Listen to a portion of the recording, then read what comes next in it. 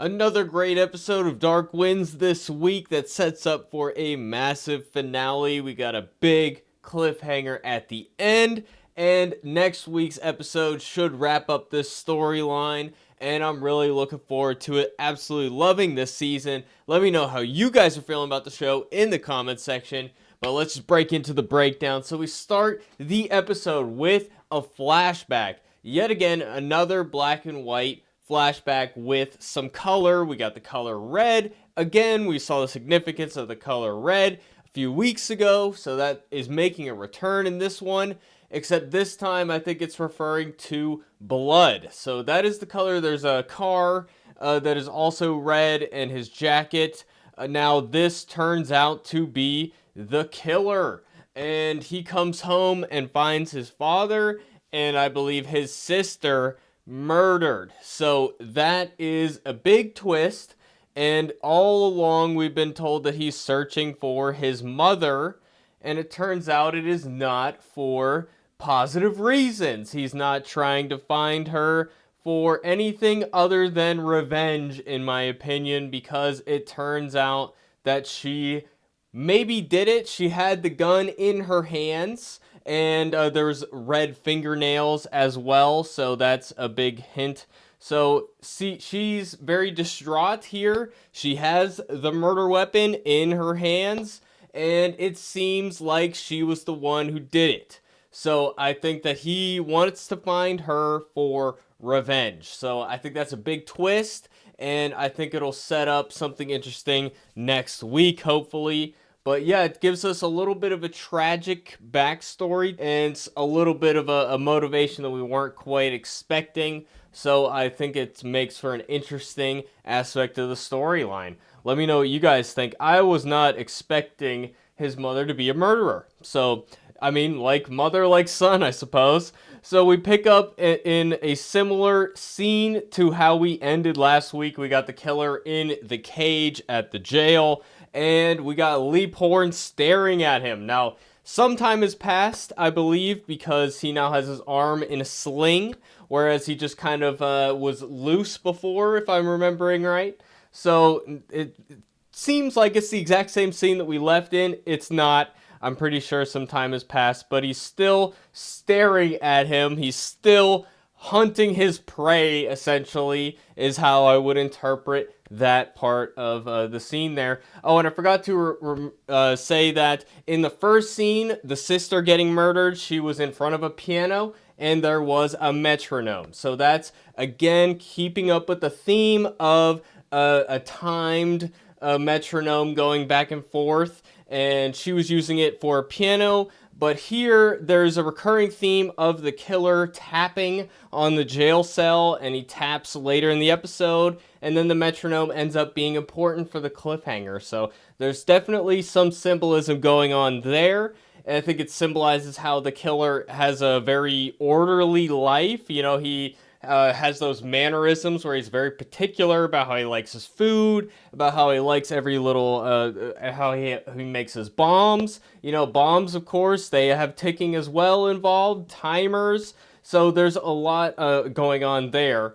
But here in this scene, we have the sheriff coming in, and he wants to transfer the prisoner to the feds. So that is the big conflict of this episode. Is Leaphorn wants to keep the killer in his custody so he can interrogate him to try to find out what happened to his son at the oil rig. So that is definitely what he's going for in this scene, and that's the conflict between these two. They end up agreeing in this scene to let Leaphorn have 6 hours before the killer will be taken away by the sheriff here. So that's the thrust of this scene. Also, at the beginning of this scene, we got introduced to a concept that gets referred to many times in this episode, and that is an eclipse coming in this episode. So there are spiritual beliefs in the Navajo about the eclipse. I was not aware of this before, so I'm taking the show's word for it. But it seems like the belief of the tribe is that it's a negative thing that needs to be avoided, that it is unsafe to be outside when there is an eclipse happening, because it's blocking the light. The sun spirits are coming to get you or something like that. So they come outside of the station, and the old timer who was taking care of the goat before, he is home today because of the eclipse, and that is a recurring theme throughout the episode. I think that's another symbolic thing. What does it mean? It means darkness is obscuring the light, the truth. I don't know exactly what it means, but that's kind of something that seems to be coming up in this episode, is the dark killer has some secrets that he's withholding in this episode.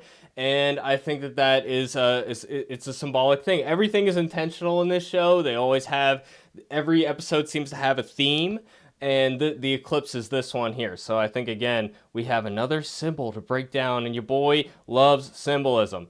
So we end this scene going over to these other cops, and Leaphorn tells them to find something in the trailer to search it for evidence about the oil rig. So that is, of course, his main goal here. And here we got a scene with Emma and Joe, and they are talking about grieving, and they are using different things to grieve. So Emma talks about Sally, the pregnant girl who now has a kid, of course.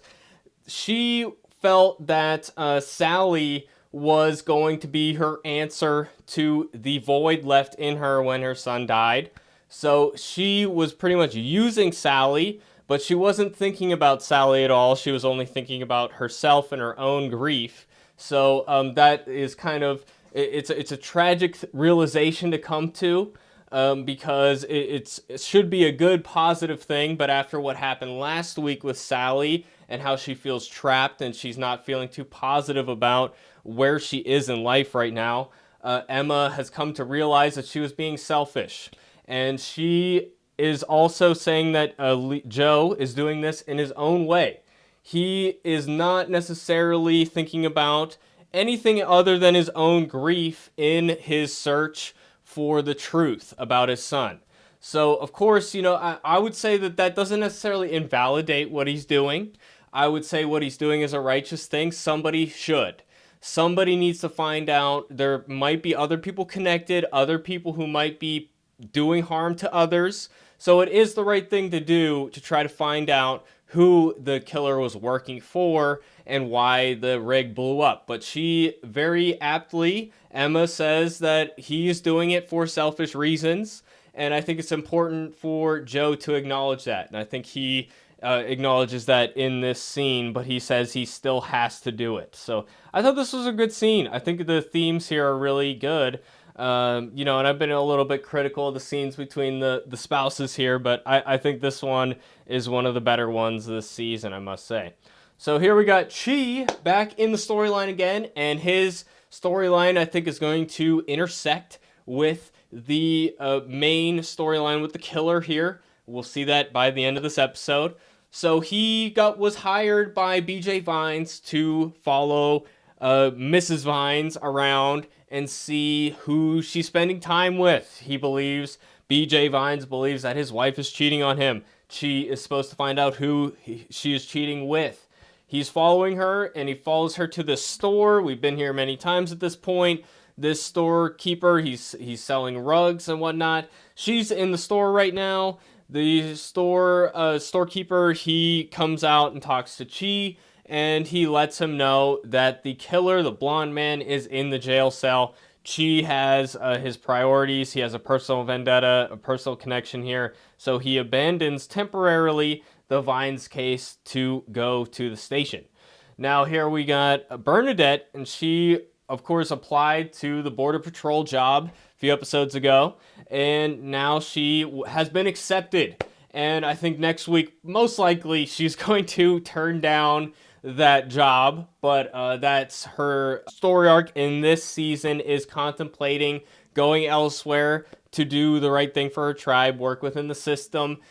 She has a storyline in this episode that's about the themes of service and doing your part for your people. So that is something that she's very big on. So I think it's an important part of the storyline here. Chee happens to come by at this time, and he sees the note that she's looking at. She's trying to cover it up. He's an investigator at heart, so he knows right away she's trying to cover this up. He wants to see what it is because he's curious, you know. So he sees that he susses out that she applied for the border patrol, sees the emblem on it. Getting Bernadette and Chee in a room together by the end of this episode, that's an important thing as well. It's another part of their story arc, so I'm really excited to see that. But Leaphorn offers to let Chee stay and help with the investigation. Chee decides not to because he's on the job right now. But I think it's interesting. He just shows up just to see the guy and then leaves, you know? I would have thought maybe he would have wanted to do something else. So here we got the first interrogation scene with the killer, and he's not forthcoming about anything. He doesn't even say what his name is. He's tapping. The metronome symbolism is recurring in all of these scenes. He's tapping. I don't know, maybe he's trying to kind of drive Leaphorn nuts with this. I wonder what the motivation is behind doing that, or if it's just a tick, or maybe both. And Leaphorn kind of reciprocates with this pen that he's messing with. He taps the pen in return, so it seems to be working. And whereas this guy's tapping is the same timing every time. It's tap, tap, tap, tap, tap, tap, tap. Leaphorn's is like building up. So it's like this tension bubbling up in him that eventually bursts into violence later on. But, you know, the killer guy is using names like Alfred Newman, the Mad TV character, or Mad Magazine character, not Mad TV. That's a different show. But yeah, so that's, he's not telling anything.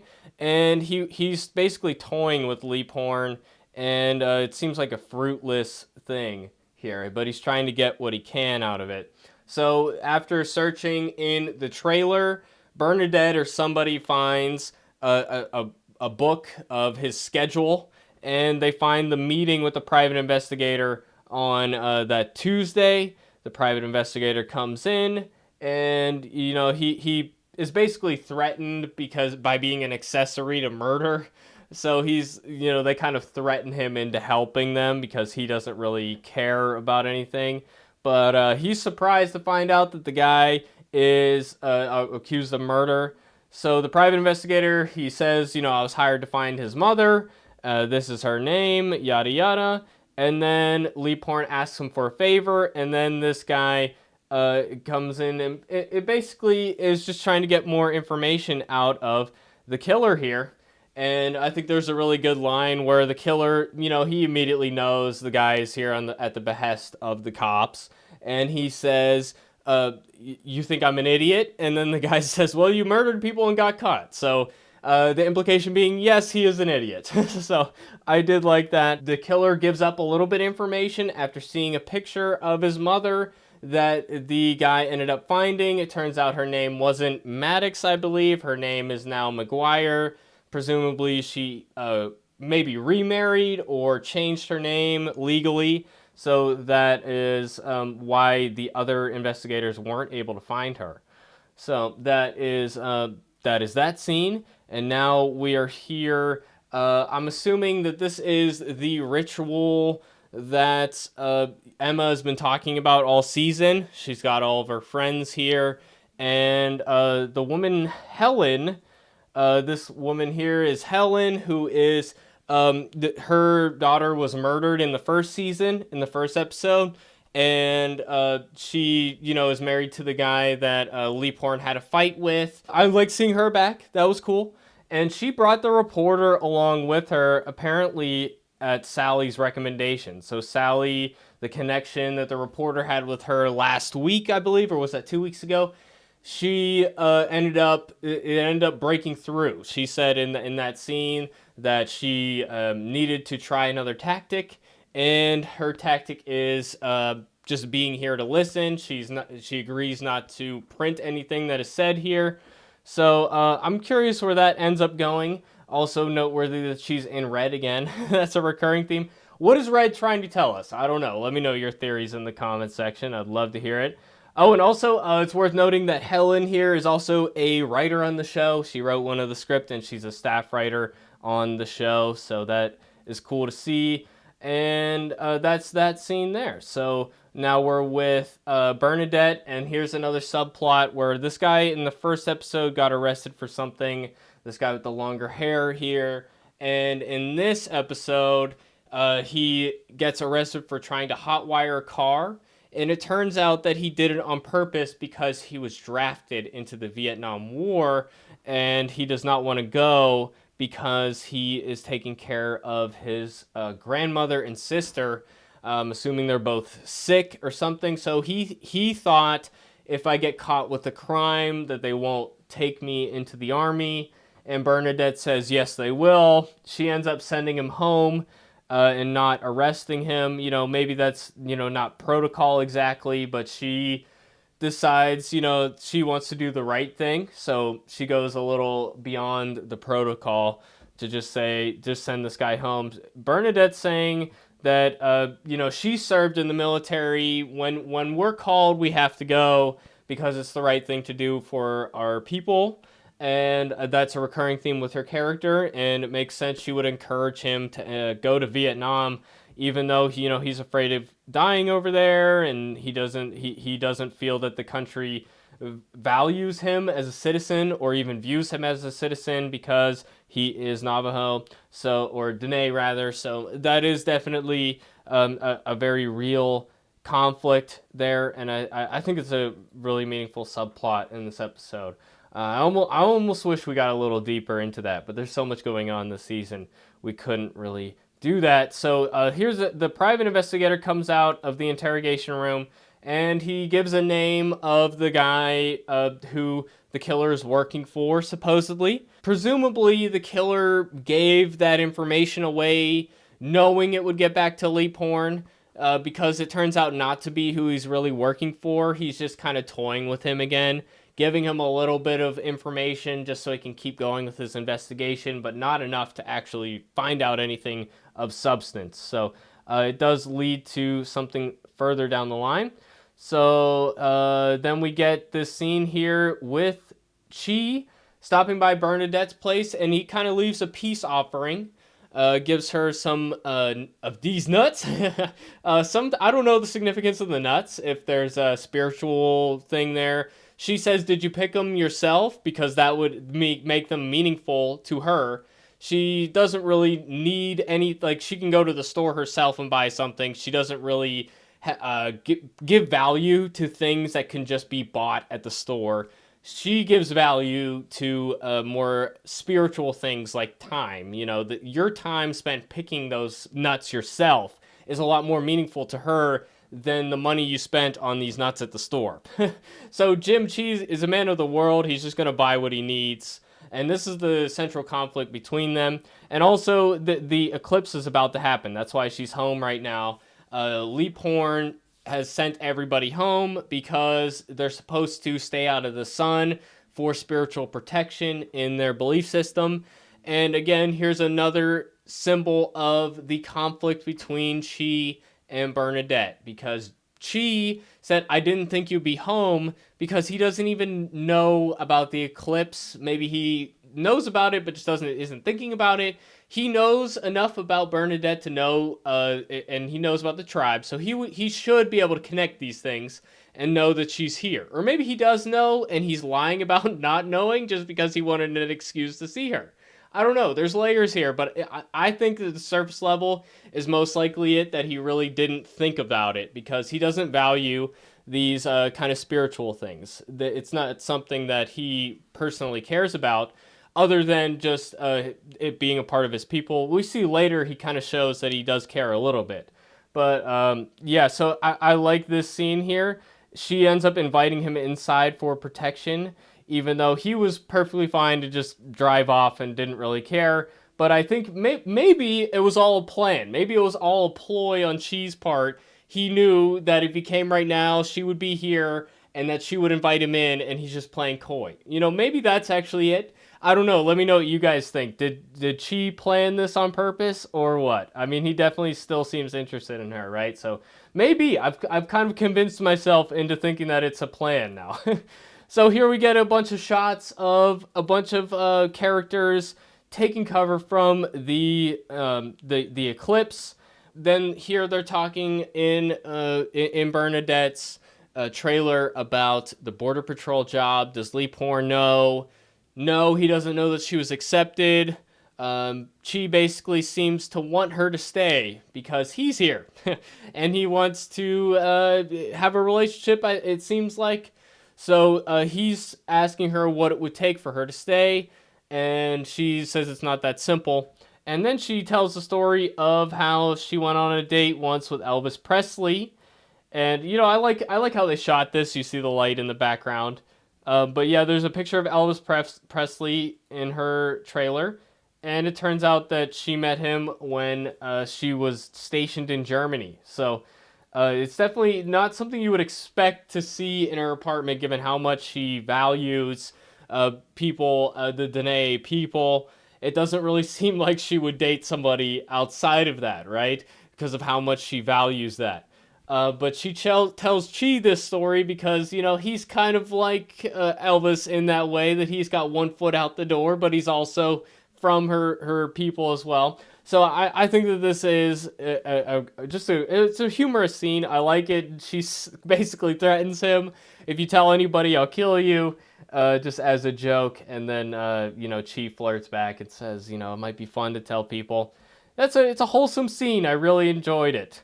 So here we got Leaphorn following up on the lead, and he's asking about the name that he got from the private investigator, and it turns out that guy is dead. He calls the guy's sister. She says he died 3 years ago. Now, the only thing that kind of surprises me is the killer here seems like surprised that Leaphorn's asking about this, even though he knew that the private investigator was working at the behest of the cops, but maybe he didn't. I don't know. There's something weird going on there. But here we got Guy, I believe is his name. The woman who was murdered in the first episode, he's her father, and it was good to see him in the show again. And he says that the man that Leaphorn is asking about is right in the jail cell. So he basically killed the guy and took his name so that he could blow up the oil rig for some reason that we don't know yet. So that is the big lead that we got there. And now we're back with Chee following Mrs. Vines. And then we got another interrogation scene with Leaphorn. And Leaphorn basically snaps when the killer realizes that one of the 6 men was related to Leaphorn in some way. He correctly guesses that it was his son. And this ties in back with the scene at the beginning of the episode with his wife, Emma, saying that, it's a selfish thing. It's not about the 6 people. It's about the one person that mattered to you. So that is still, he basically flips that on his head. And even though he was able to acknowledge that to his wife, that is enough to set him off. And he basically attacks this guy. But the killer finds it amusing. He enjoys toying with Leaphorn here. So I don't think Leaphorn really got anything out of that other than, further damaging his own soul in a way. So, that's a meaningful scene as well. He's very upset when he comes out. And now we are following Mrs. Vines to a meeting of the People of Darkness. And we think at first that that she is there at a house to meet with her lover. Turns out no, it's a friend, and they travel to this thing together. Now Chee recognizes the woman that Mrs. Vines is with. I was not sure who that was. Let me know what you guys think. Basically, Mrs. Vines is not supposed to be here. We don't know why she's here, but Mr. Vines, we heard earlier that he is People of Darkness, that he adopted that moniker. He's in charge of this group. He seems to be kind of this charlatan cult leader, and he basically gives a speech about the eclipse, that it's like a holy event for the People of Darkness. And the People of Darkness is white people co-opting the belief system of it's a shallow facsimile of the belief system of the Dene. So it's a perversion of that. And they're basically drug dealers playing around with peyote. And he is not actually a part of the belief system. And they treat the eclipse as a holy event, whereas everybody else treats it as something dangerous that needs to be, you need to be protected from. So it's basically the exact opposite of the actual belief system. But they are adopting, they're wearing blankets and all that, and they look like the Danae, but it's not like that at all. So it's perversion. And here's where we know that Chee recognizes the woman that Mrs. Vines was with. I'm not sure who it is. If somebody knows, please let me know. And then she's taking a bag away, and Chee fights off some security guard guys.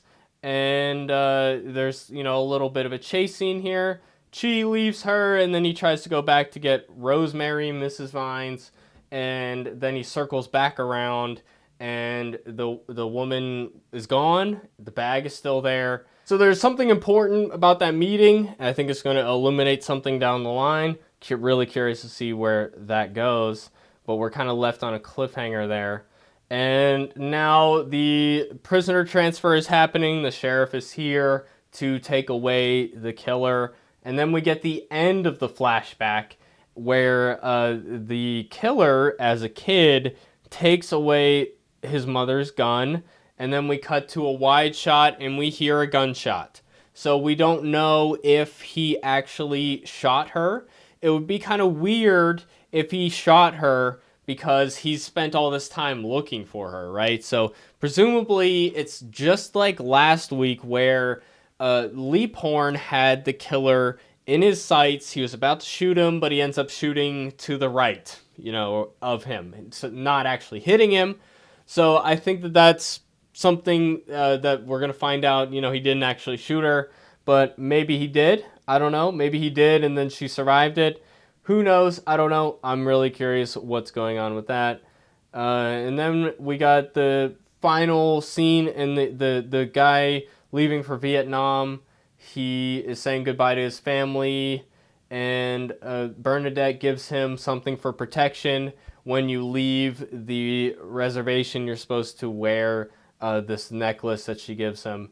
And then the vehicle drives away. He gives her a thumbs up. I don't know if that's like a hitchhiking thing or what the symbolism of the thumbs up is. But the shot kind of ends with the vehicle fading away. And my interpretation of that is that he is going over to Vietnam to never return. He basically disappears and becomes a ghost. That's my interpretation of this shot, because it's definitely a specific image there for a real reason. So that's my interpretation. He went to serve his country because he ended up agreeing with Bernadette. He asks Bernadette to look in on his family.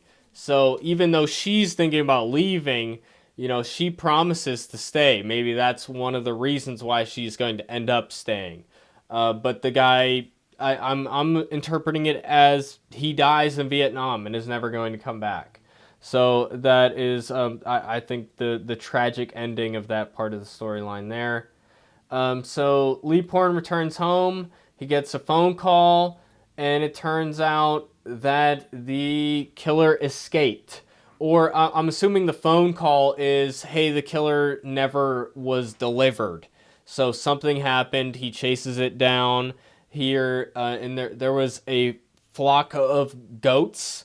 The goat symbolism is returning. There was that weird goat who was kind of like this omen hanging around. He was still in the jail cell. So I don't know what they're planning to do with this goat that bit somebody.